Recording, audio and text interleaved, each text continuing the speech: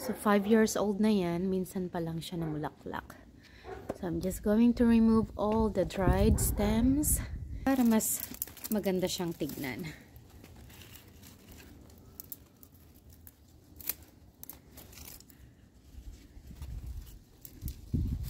Kahit na hindi pa siya namumulaklak, happy na rin ako kasi itong mga dahon pa lang, napakaganda ng tignan, para na siyang bouquet talaga. So the flowers of this one is supposed to be red. Kaya lang, hindi ko alam kung bakit hindi na siya namulaklak. Minsan lang siya namulaklak. Yung nasa likod naman, yun ang masipag mamulaklak. Every year yun, namumulaklak siya.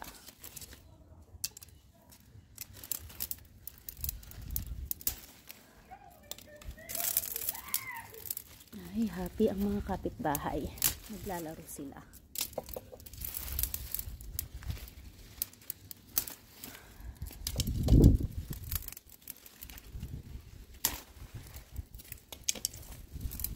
Maganda sana ito kapag may kasamang bulaklak. Ito yung sinasabi ko, oh. Yan, ito yung sinasabi ko. Kaya ako siya hindi kinakat. Kasi may mga bagong dahon siyang tumutubo. That's why I waited. Ayan, oh. Tinutubuan pa rin siya ng mga dahon. Kaya lang, itong mga ito, talagang pwede na rin siyang tanggalin.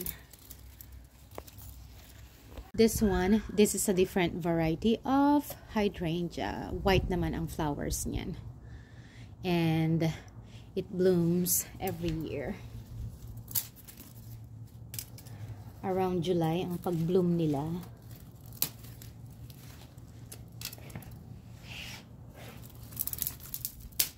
Maganda sana kung ito ang namulaklak. Ay, ito, ang ganda naman ng sanga. Ito pala ang ganda ng sanga na tumubo.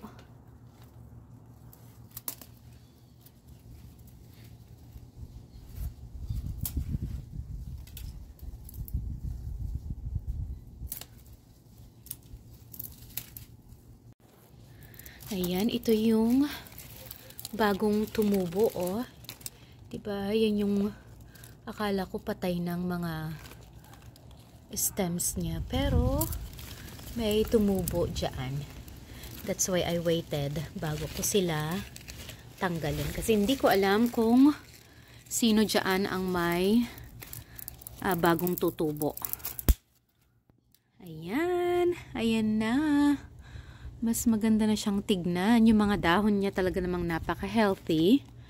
Pero, hindi ko alam kung mamumulaklak siya this year. Tamad lang siyang mamulaklak. Pero yung mga dahon niya, sobrang ganda naman. Ito naman, yung isa pang hydrangea na tanim ko. Ito yung masipag na mamulaklak. So, ngayon ko lang tatanggalin yung mga dead na branches niya.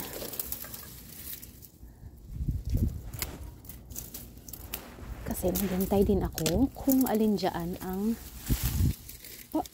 ayan. Meron akong natanggal na may mga dahon. Ang bilis lumaki nito. Ayan, tanggalin ko lang yung mga walang mga dahon. Ayan. Para mas maganda siyang tignan.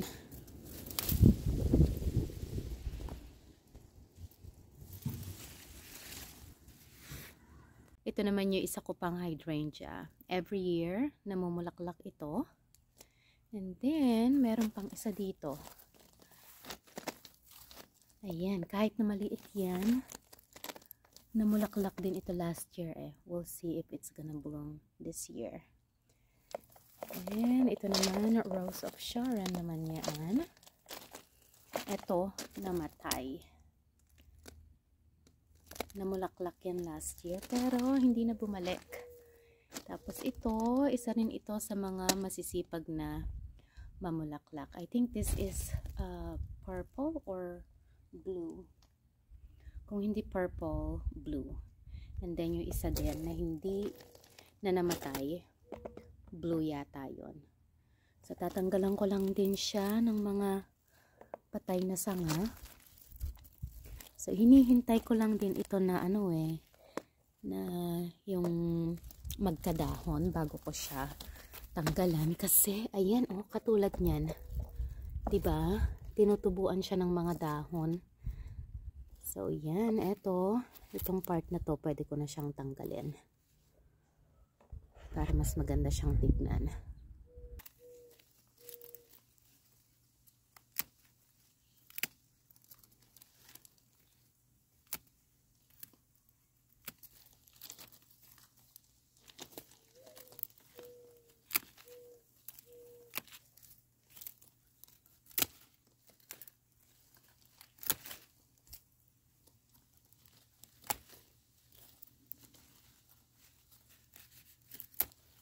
Pink naman ang bulaklak nito.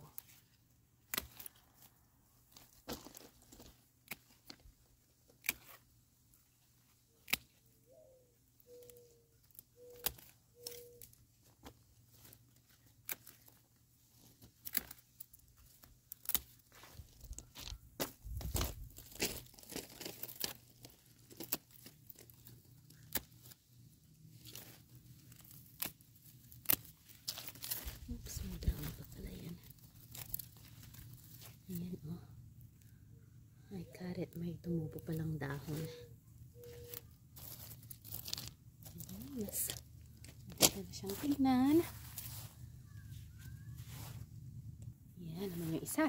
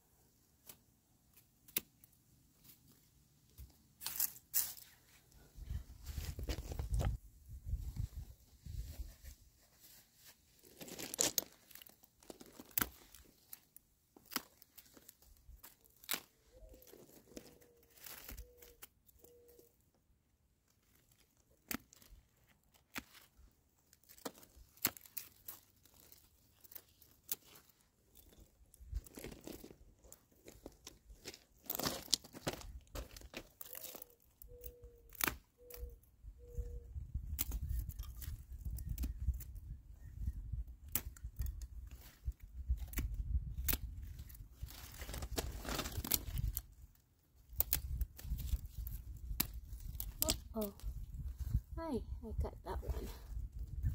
I did not see that.